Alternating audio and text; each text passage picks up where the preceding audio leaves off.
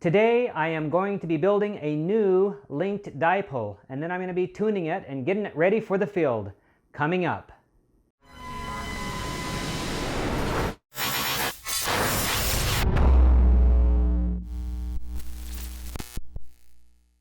Good morning, Charlie here with Red Summit RF, taking you along on my Summits on the Air adventures. This morning, I have decided that it's time to build me another linked dipole. If you've watched the last couple of videos, you might have noticed that I had a little problem with my linked dipole up on Towers Mountain. And every once in a while, I guess antennas give out and then you got to build a new one. Well, I'm at that point right now. I need to build a new linked dipole, and so that's what I'm going to be doing today. The old one I'll try to fix if I can, repurpose it, retune it, whatever I can do. But I've been wanting to do a new video and show you guys how to build a linked dipole that the kind that I like to use out in the field. So the parts that I need for my linked dipole for this first one I'm going to do, the 20, 30, 40 dipole, actually it's 20, 30, 40, 60. First thing is the regular wire here. I've got a stranded 22 gauge wire, and so I'm going with yellow. I've got all different kinds of colors. Go with yellow this time so I can see it better than the black. So 22 gauge stranded wire. I have here some RG174 coax, and I already have a BNC connected. This was salvaged from another antenna I made a while ago, so I'm not going to go through the process of actually adding this to the bottom.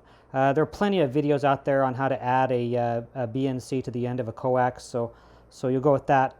Just look that up. I'll put a link up here to maybe a website that does that. So here's 25 feet of that's roughly 25 feet of RG174 coax. So got that with the wire, and then here's the BNCs that I use to connect with, so you'll need one of those if you don't have a wire already with one connected.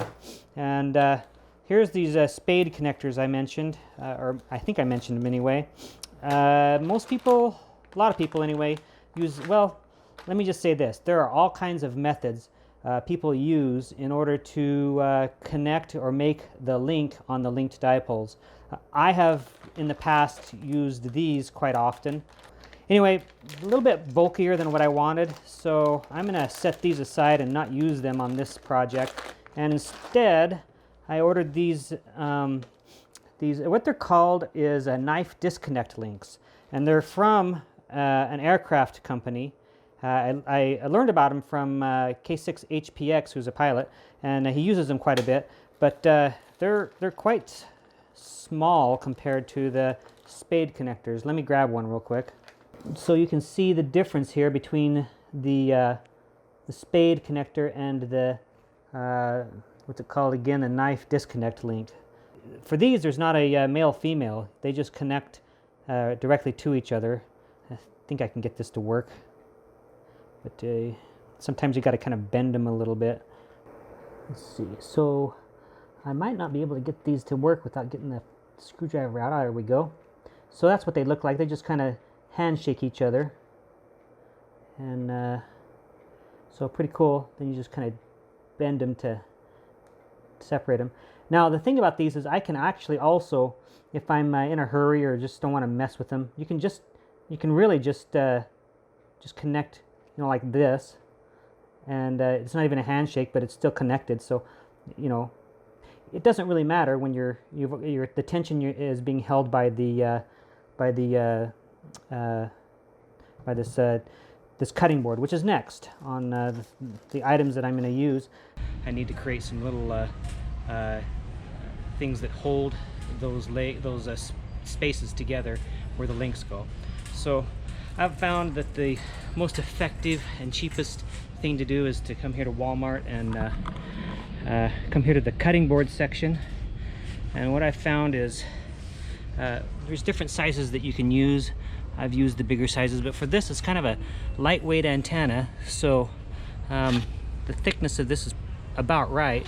And you can see we're looking at 88 cents for this cutting board, and I can cut out what I need from this on the bandsaw and drill holes in it, and it'll work out just fine. So the first thing we're going to do is we're going to have to build those, well, for lack of a better word, I'm just going to call them insulators. You recall? So we're going to build these plastic pieces, and let me just take one of them out here and kind of take a look at it. So let me just make sure I get a flat piece of this. So I'm just going to mark right here as one edge, and I'm going to go up here, mark this, just use this as a guide.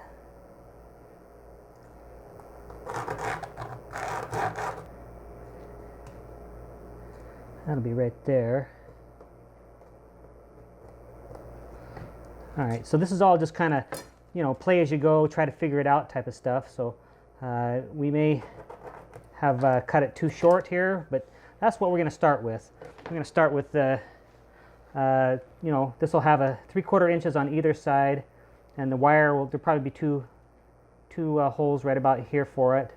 That should be plenty, but we'll see. You know, I usually just eyeball it, so we'll go out and cut this piece out and see how it goes.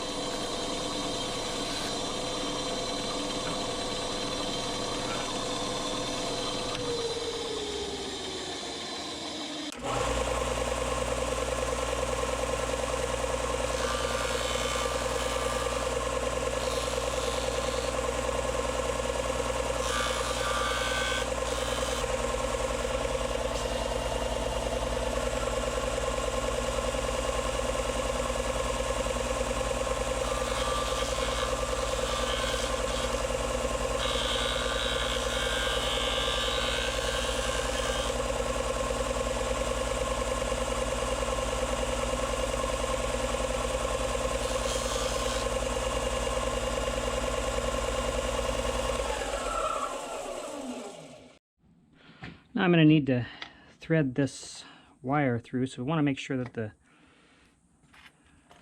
hole is about right. Okay, for now I'm going to set these aside, and I'm going to just put a practice hole right here and see if this is the right size for that.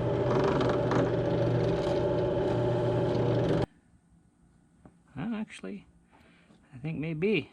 Yeah. Okay, that's good. Let's see, so if we had this here, right, then I guess a hole, let me see if that's right about there.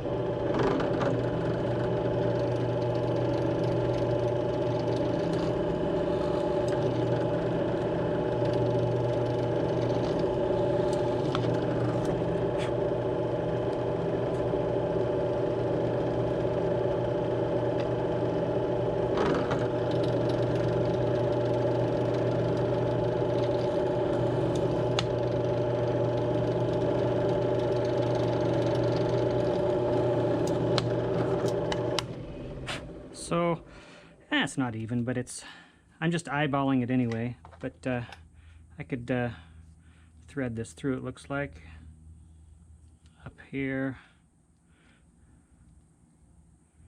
down. That's going to hold on both sides there, I think. Anyways, here's the antenna that I used to kind of the template. You can see it's pretty much the same size, might be a little smaller, but you know, I can use this same measurement. So for here, what do we have? Let's see, we're gonna go, looks like the same thing, 1/4, and then in this case it's going to be a little more than a quarter between the two. I can just make it a quarter again. And then from the top, it looks like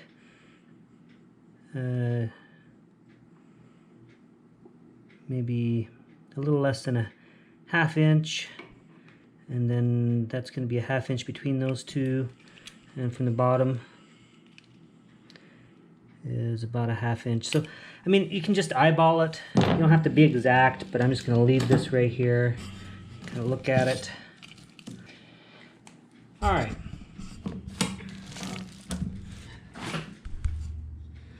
There we have it. That's the top piece. The wires run either way. Coax comes up, and then you hang from here. And then, you know, we've got all these. Got this one measured out. I just need to measure out the rest of these, which I'll do, and then I will drill these holes next.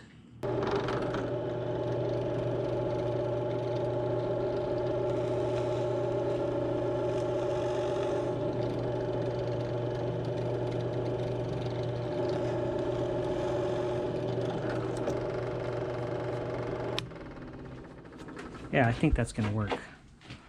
We'll have the coax running up through here, and it'll be like that. In fact, I think I did it wrong. We're gonna run the coax actually up this way, and this is going to be for the carabiner here. So let me add this. Let me do this one as well.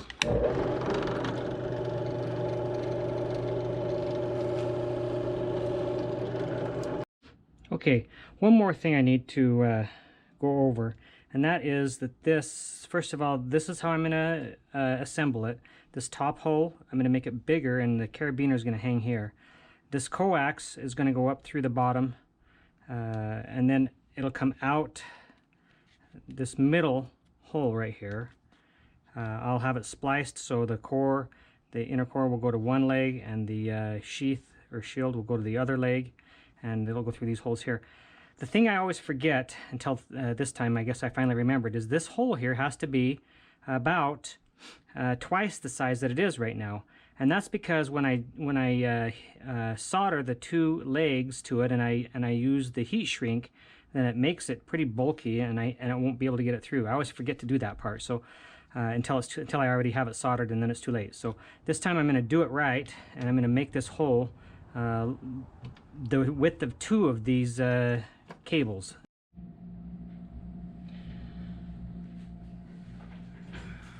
And what we do is we're going to strip this outer coating, and then we're going to get the shielding and twist it and put it, make it go one way, and then we're going to get that inside insulator, the core, and strip that out so it's bare for the other side.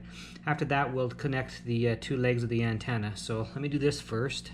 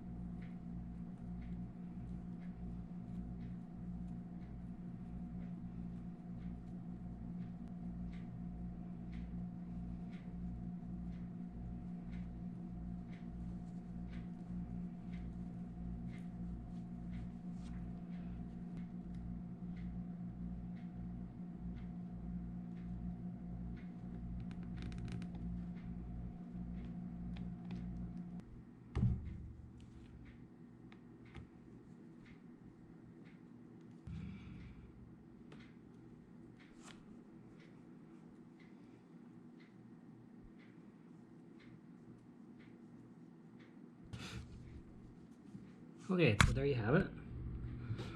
We've got the inner core, and we have the outer shield, each going a different direction. It doesn't matter which leg attaches to which of these, but one goes to each. All right, next on our to-do list is to get the right amount of wire cut the right amount of wire for each leg of this. And we want to get enough so that we can have a little too much, and then we can trim it back. And so I've done a few calculations on the internet. There's a couple of different websites I've gone to calculate the length of a 20-meter dipole. And then I also measured 2 of the other 20-meter dipoles that I've already created, the length that I came up with for the dipoles that have already been created is about 15 feet, a little under 15 and a half feet actually, 15 and a quarter, 15 and a third feet.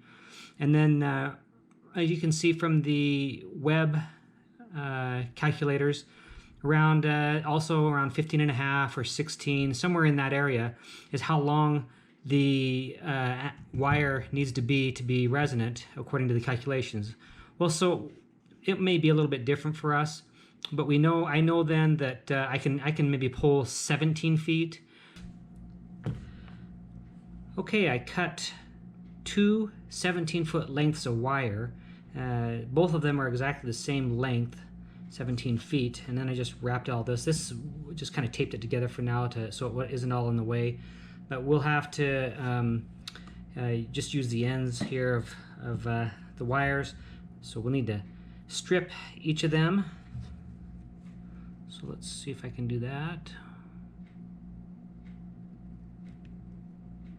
So it'll be this one here, the 1. There's 1.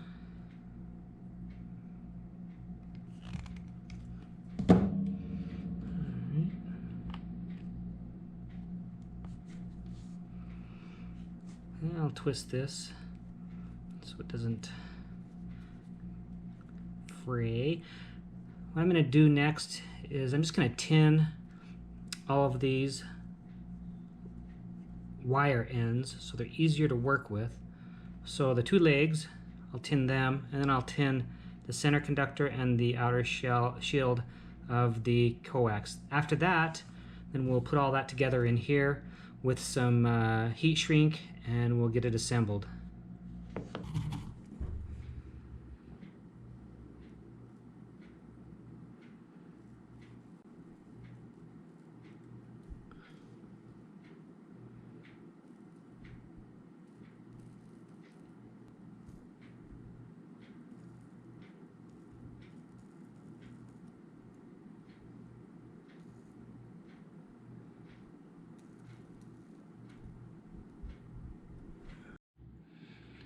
All right, the next step then is to thread these wires through the proper way, and let's do that.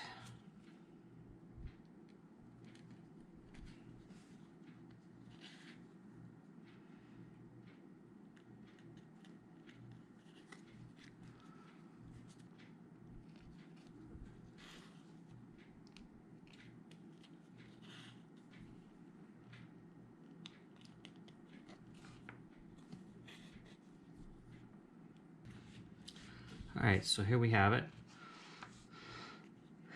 We've got the 2 legs, and then we're going to solder them to each of these ends.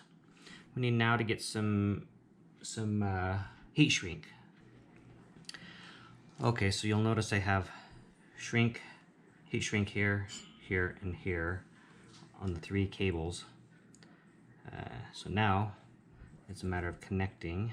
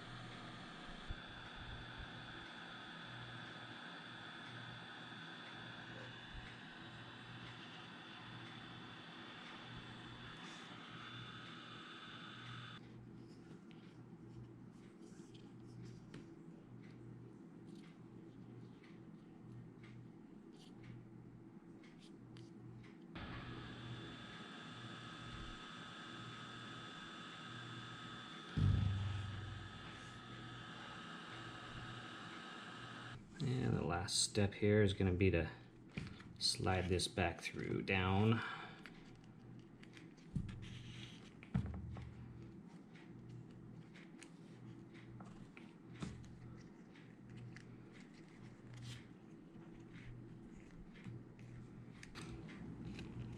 So that's going to be like that. So pretty good.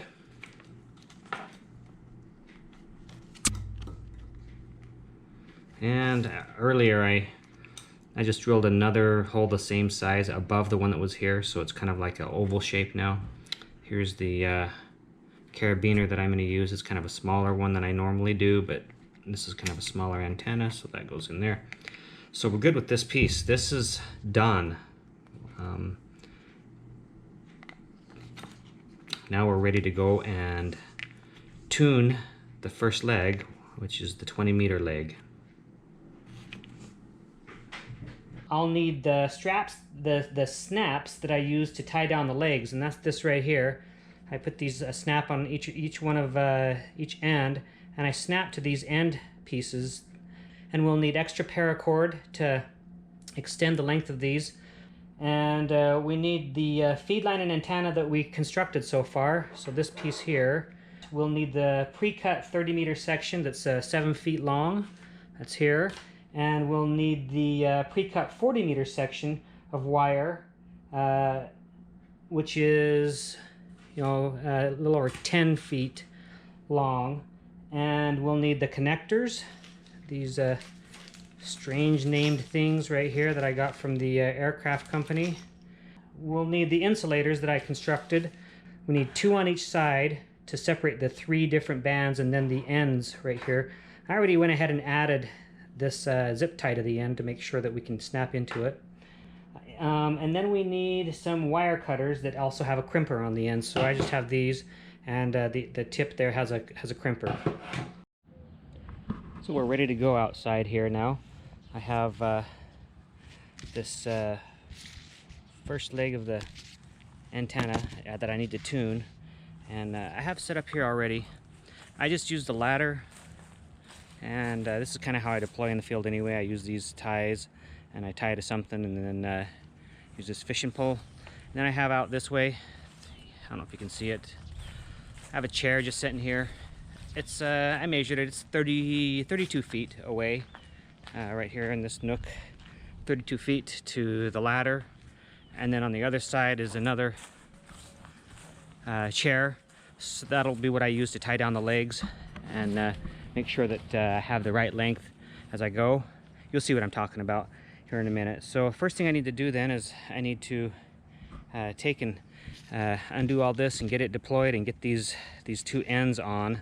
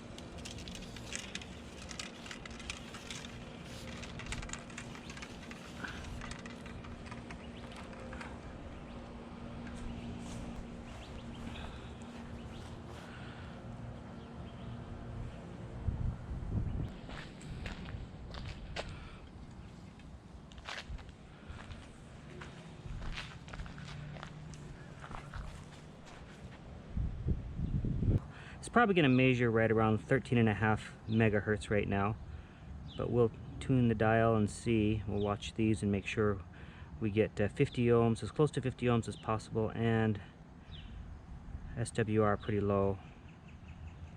So there goes the SWR down. Now we're tuned at, yep, about 13.5. So we need to cut off, I think in the end it's going to be over a foot, but we'll start with 6 inches here. Yeah, we're we're gonna have to bring it down this way with this.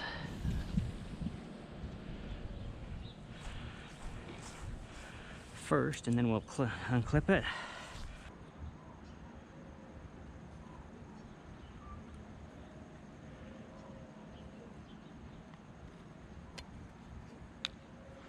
All right, and we'll put this back in now.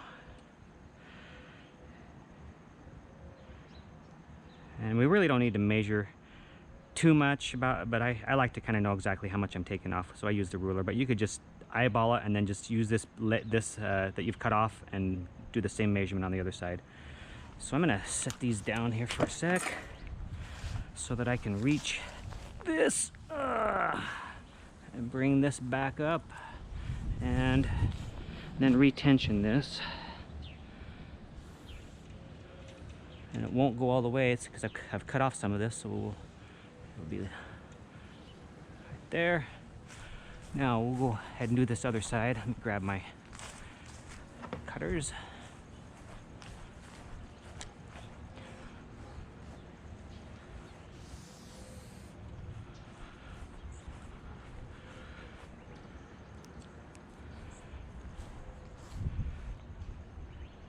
So what I'm going to do is just take the same off of both sides here.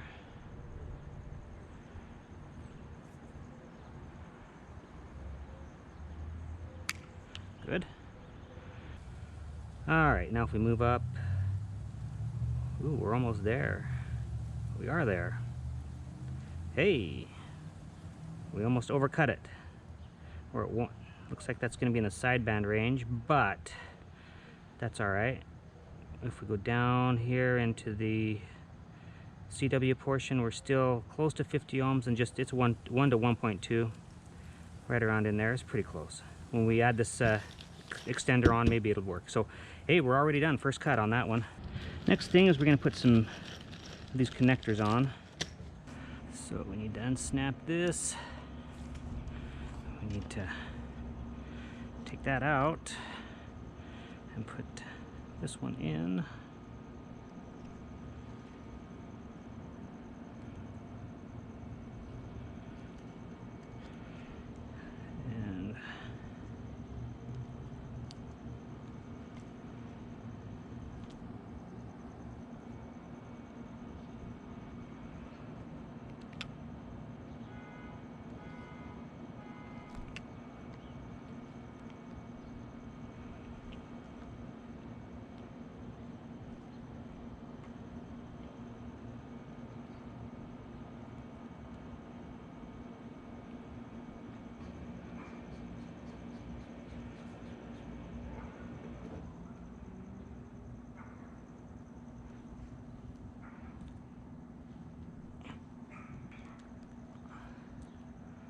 And that should be tight enough.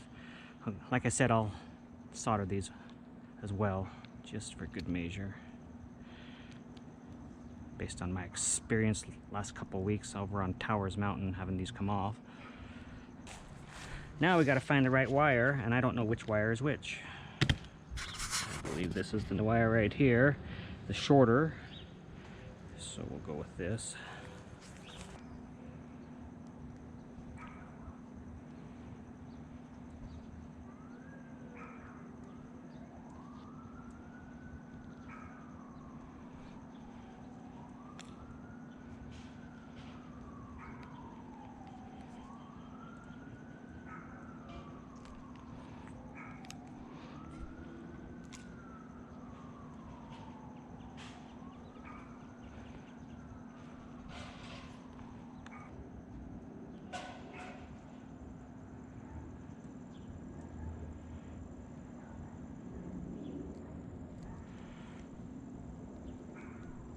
Together.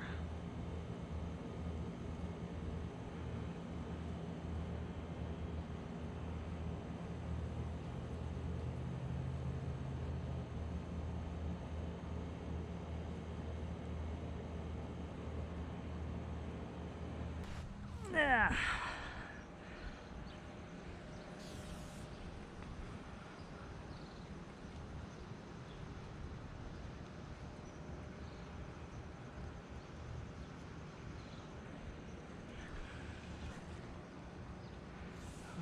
tension this back up on this side.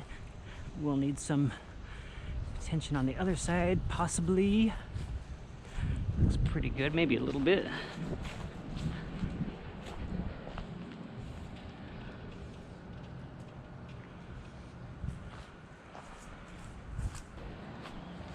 All right, so now we have 20 meters and it's already linked here after it's been tuned, and now we're going to tune 30 meters on either side. And again, it'll probably be 9 point something, not quite 10.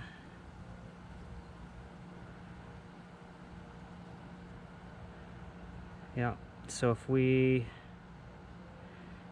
trim off a little bit more, it'll get up into the, we want to be right in the in this area right here. I think 113, 114, somewhere in there. So let's I'm going to trim 3 inches off this time.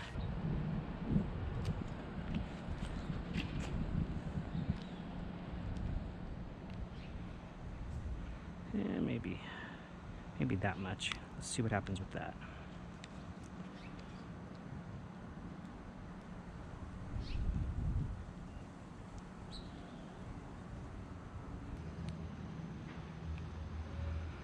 Take the same amount off each side, whatever that was.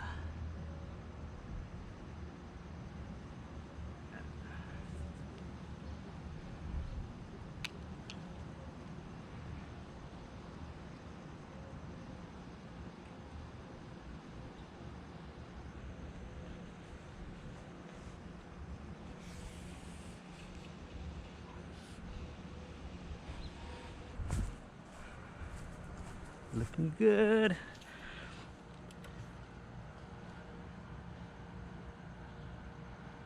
Hey, looky there.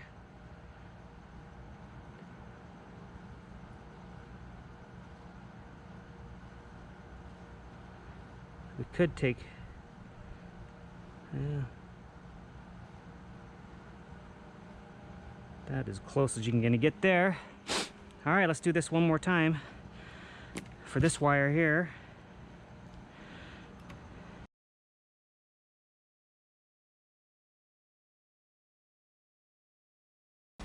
Okay, I'm not going to fiddle with it much more. We got what looks pretty good though. We've got 50 ohms and 1.16, 1 to 1.16 right there at 7.08, which, you know, that's right in the ballpark. And as you go down here to 3 and 2, the ohms are higher, but we got less SWR. So I think it's good balance right there. I'm not going to mess with them anymore. Okay, so we're done here. We'll leave it at that. So we've got the clip, and we got, I don't know, maybe looks like 3 feet to the tie down, and then we have link and a link up there, and we come down this other side, another link and another link, and the snap. So it's getting hot out here, sun's starting to come up. It's Phoenix, Arizona, so had to do it early. But you know what, there comes a point which you can't really tinker with it much anymore. It doesn't really matter. Okay, one last step, and that is the Velcro. That's how I like to store my antennas, with the Velcro like this here. I don't really like the kite winders or winding antennas against themselves. I really like to just bunch them up in an organized way, kind of loop them like this. And let me show you if I can undo this here. I'll show you how I kind of bunch them together.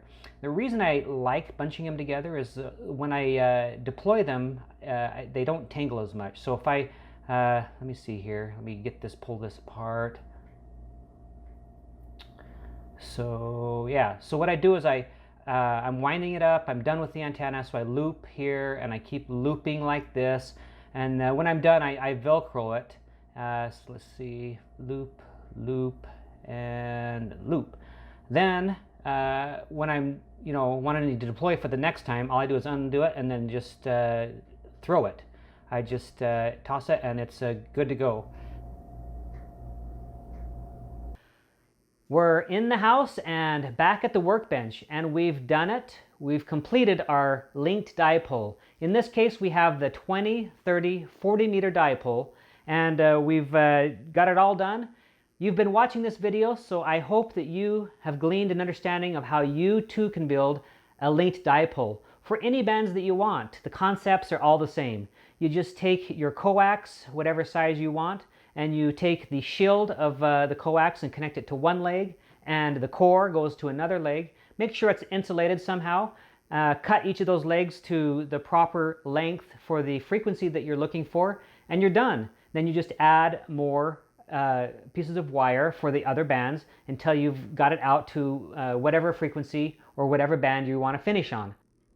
Thank you so much for joining me for this antenna build. I appreciate you watching.